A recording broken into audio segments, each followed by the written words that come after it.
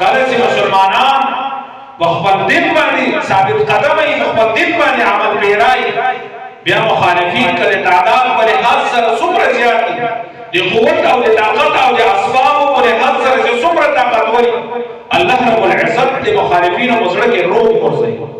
الله رب العزت د مخالفینو په زړه کې خوف او ډار ورځي. بیا الله رب العزت د کم تعداد په وجه سره هغه خلق چې طاقتور خلق دي، الله رب العزت د حکم خلقو ته په لاس باندې ورکړي. خلیفۃ المسلمین ولید ابن عبد الملک دا یو خلیفہ د مسلمانانو تیر شوی. دغه په دور کې اندلس د عیسایانو حکومت په دې باندې عیسائی راړ یو انګریزي عیسائی په دې باندې حکمران او ډیر طاقتور عربي یو انګریز ته رزیق نوم یې خد عربي مورخینو لیکلي چې دا عربي نوم دې رزیق وایي. ولید ابن عبد الملک خپل یو کس لشکر سے بسالار لیگی سے تو اندلس باندې حمله وکړه. اندلس فتح کړه. کله چې د اندلس لپاره انتخاب دی او کس سے بسالار او طارق ابن زیاد انتخاب و زره کسان یې ور سولار سو اندلس ډېر لري علاقه د بمز کې سمندر راځي. دا غټو کشتیو کې خپل دا وزره کسان سپاره کا وایس طارق ابن زیاد روان خپل لشکر کشتیګانو کې سپاره کله چې اندلس کنارې ته ورسېد کشتیګانې وسوځه. کله چې اندلس په ځکه باندې دا لشکر کوم شوی طارق ابن زیاد خپل لشکر ته حکم وکړ چې ټولې کشتیګانې وسوځي، خپل بیړیو ته ور واچو. لشکر پریشان سے سبب واپس سوړ طارق ابن زیاد ورته یای چې دا کشته کې د دې وجه وسوځي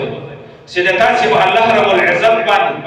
ایمان مضبوط شي او د الله رب العزت د رضا لپاره وجنګي. د سینې د تاسو په روح کې روح پیدا شي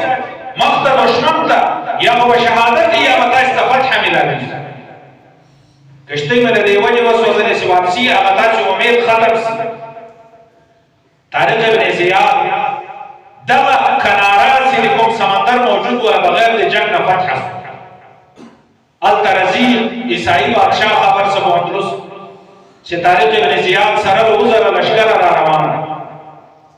د خپل یو جنرال تدبیر بنامه باندې ولې چې ډیر زره فوجانی و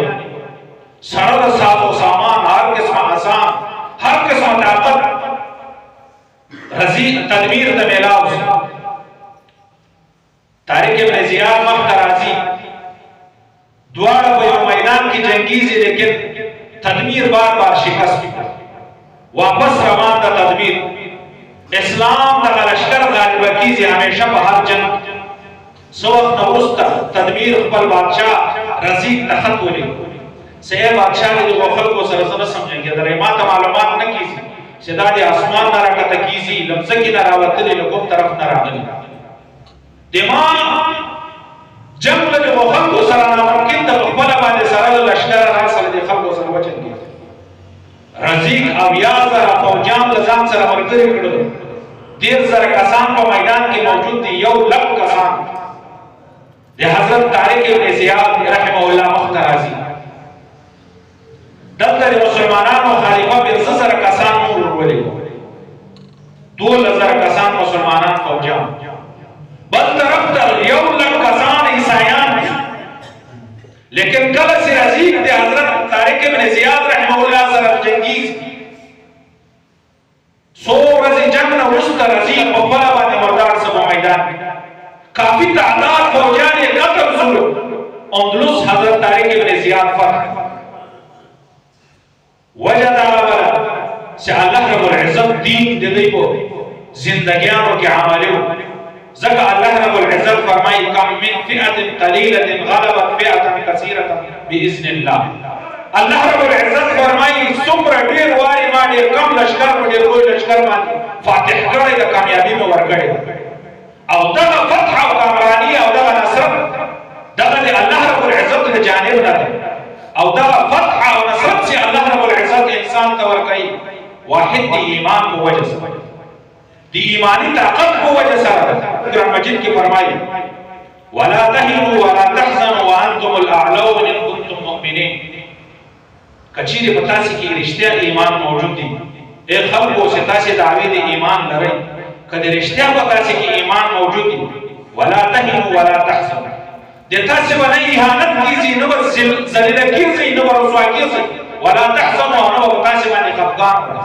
نو د مرګ نه ډارېږي نو تاسو باندې دنیا ذلت او د ذلیل خلکو په گمراهی راځي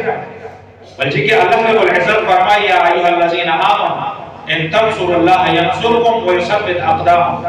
اے ایمان والو کچیر تاسو دې الله رب العزت دې نصرت وکړي دې الله رب العزت په دین باندې روان شواسته الله رب العزت باندې تاسو دې امداد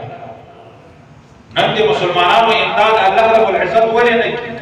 ولې مسلمانان په هر چوک هر چوراهي باندې مسلمان ذلیل او مسلمان قتل کیږي شهید کیږي وجه دا چې مسلمان په خپل دین باندې عمل نشته دې الله رب العزت امداد څخه دې ورته سو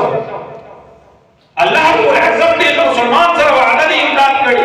چې دې الله رب العزت په دین باندې عمل دې الله رب العزت دین تر غاړه کې